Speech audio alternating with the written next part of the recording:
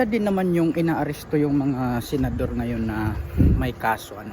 Kaya lang kasi, ang problema kasi dito, inaaresto nila para maproteksyonan kung sino man talaga yung mastermind sa nakawan dito sa bansa na gumamit ng flood control.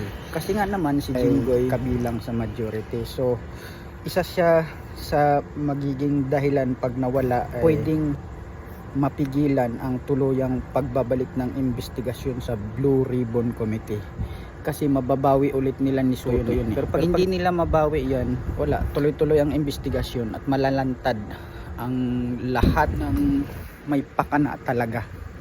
Tang-ina, kontrolado ng gobyerno yung pera.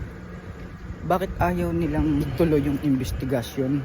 Kundi yung investigasyon lang ni Marcos na alam naman natin scripted yun. Hindi nga alam ng tao kung anong usapan doon. Basta bigla na lang, walang kaso si Marcos sa bayani at tagapagligtas.